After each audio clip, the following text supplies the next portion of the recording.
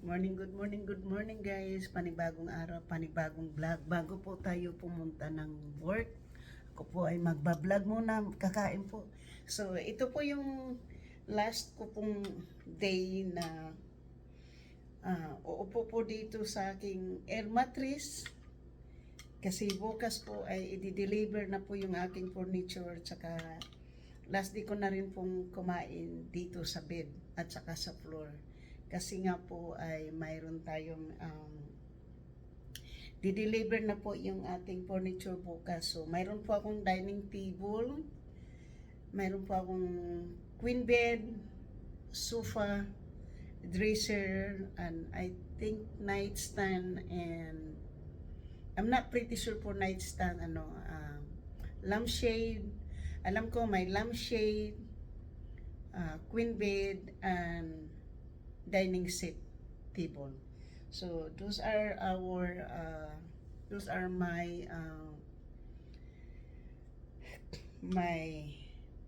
project tomorrow, guys. So I know I don't have any bed yet, but I get up today. I got lazy today to wake up early.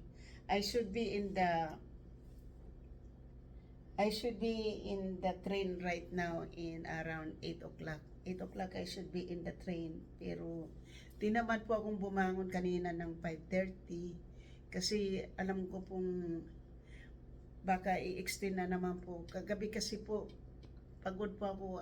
In-extend po yung time ko kagabi kahapon, kaya parang pagod po ako sa trabaho. So mas pagod po ako next week. So hindi na po ako pumunta doon sa mall ngayon para lang makipagkita sa aking mga friend. So alis po tayo dito. Sasakay po tayo ng train ng mga 9 o'clock, guys, para 10 o'clock pa naman yung aking schedule, 10 to 2:30. So 4 hours and a half. Mamaya po pag labas ko ng trabaho ay pupunta po ako sa Macy, I think. Bibili po ako ng ganitong blanket po na queen size. Kasi mas maganda po dahil warm. Dito kasi po kaninang umaga tinunong ko yung heater para sa ganun po mayroon po akong warm kasi malamig. So ito po, kain tayo. Yogurt po yung ating kain.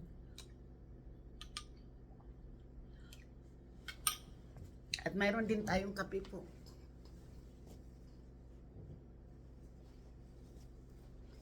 So ito na po yung last day ko dito sa malamig na po yung kape. Wala din tayong microwave na para iinit. So ang next ko pong, kasi mayroon na tayong bed sheets, mayroon na tayong kama, so now tomorrow next kong po ay bibili po ako ng cover na naman, ganitong cover, siguro ibang kulay or ganito din kulay para matching po doon sa queen bed. Para ito naman pong air mattress po, pag pupunta dito yung anak ko, dito na po siya matutulog.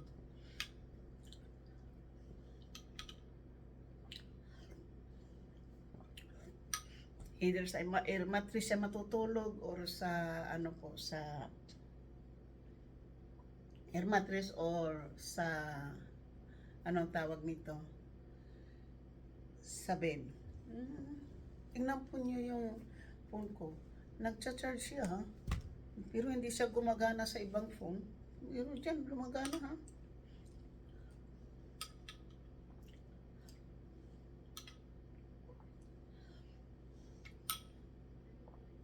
So kaya po nagbablog po ako para ito po yung last day ko para makita po nyo na skeleton pa to.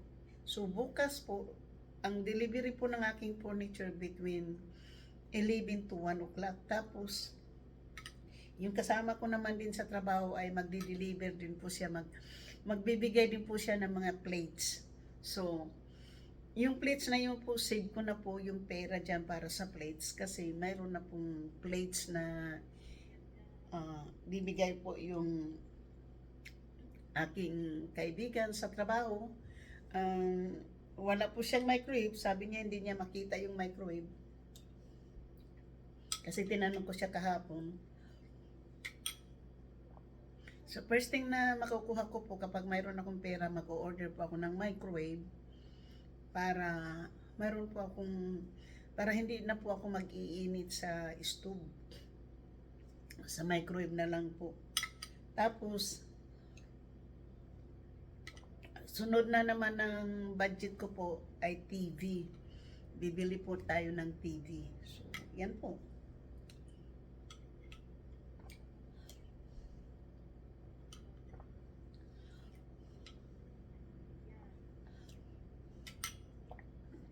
Kahit 40 inches lang po na TV, kahit na maliit lang pong TV, basta hindi lang pong gaano kamahal. Kasi hindi naman talaga ako nanonood ng TV.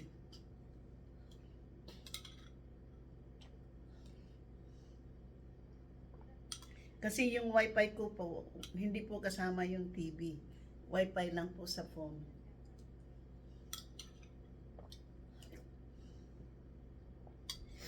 Yun lang po naman, wifi lang po.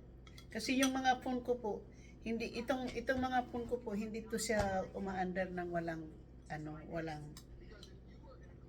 So ang ginagawa ko po dito bago po ako umalis, lahat po nakatanggal, lahat po hindi po yan siya ah,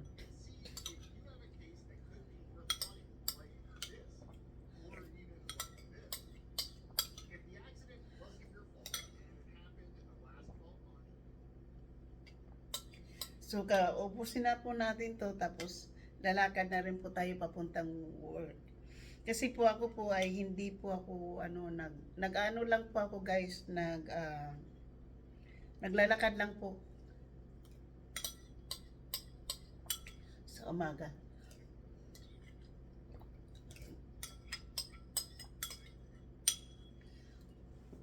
So yan na po yung breakfast po ko, yogurt lang po.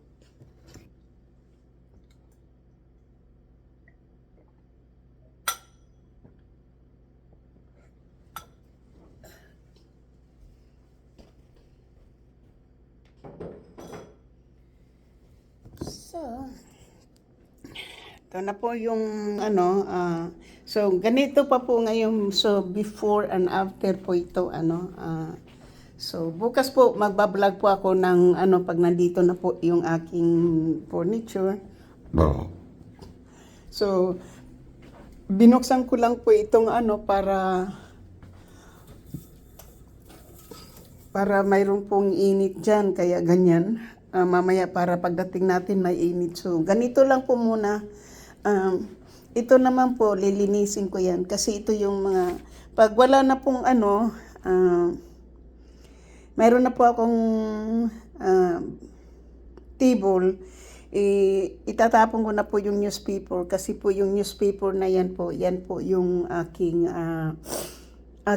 pinakasapin po dito sa carpet para kung mag-spill man tayo ng pagkain nasa newspaper. Tapos hayaan ko lang po yung laptop ko dyan. Yung box naman po yun po yung aking pang blood pressure po, para hindi po siya So yan naman po ay mail para pang voting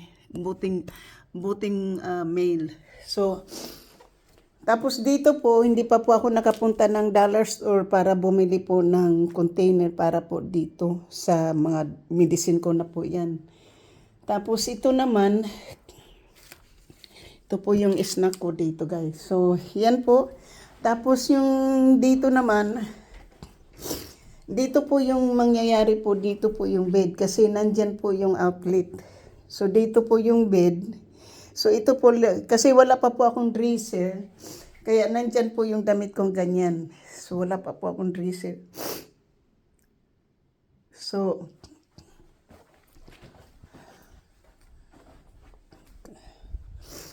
tapos ito po yung aking kitchen.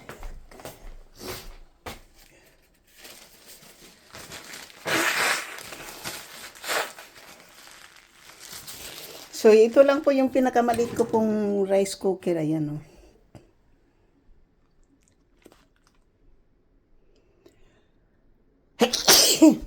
So, yung tapos po ngayon, mayroon po akong recycle. Ayan.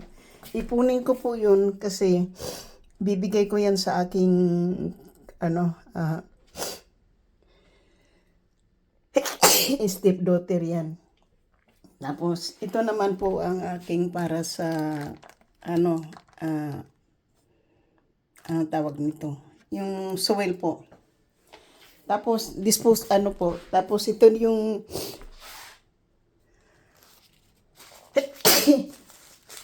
ito yung basura ko po, tapos ito naman po yung recycle. Ito naman po ay compost, kaya pinag-ano. So, ito po yung mga pagkain ko dito, guys. Ayan. Yan, yung pagkain natin. So, tapos, meron pa rin po dito. Yan.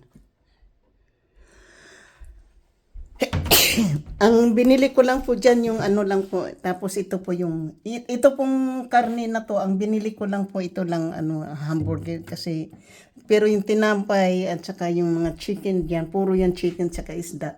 Hindi ko po yung binili. Ang binili ko lang po dito sa pagkain guys ay yung hamburger meat at saka yung corn, tapos yung kape at saka sukal.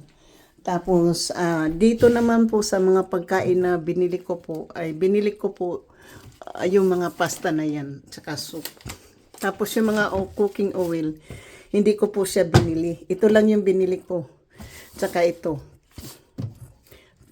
Tsaka yung mga condiments po yan. Yan ang binili ko po. Pero yung mga fruits, hindi ko po siya binili.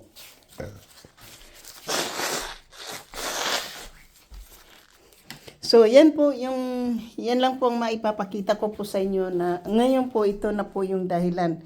So, bukas po, kasi meron na po tayong dresser.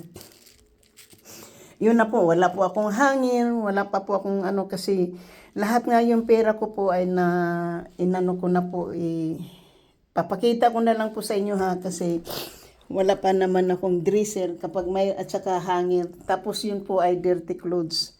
Tapos ito naman po yung banyo ko dito. Wala pa nga po akong pera kaya hindi ko pa po na ano yan. Wala pa po akong Windex.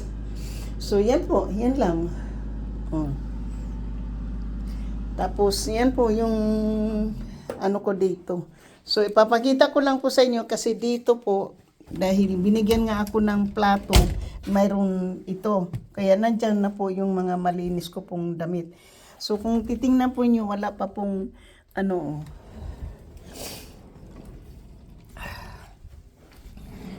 ayan, nasa backpack pa rin po yung mga damit ko po.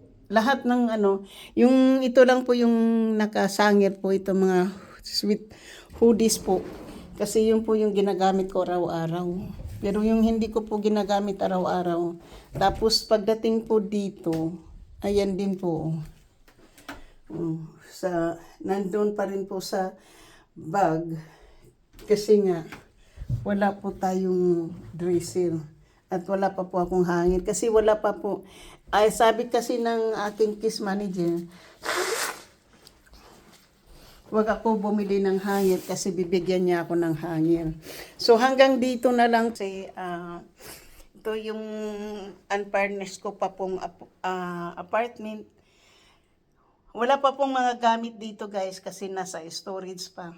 Dahil nga akala ko ay bibigyan po ako ng pang ano yung di po ano moving cost pero parang hindi po ata mangyayari yung moving cost na ano kaya ang gagawin ko na lang po sa katapusan mayroon po akong pera para para pang ano kasi magsusweldo po ako medyo malaki po yung susweldohin ko po sa end of the month po.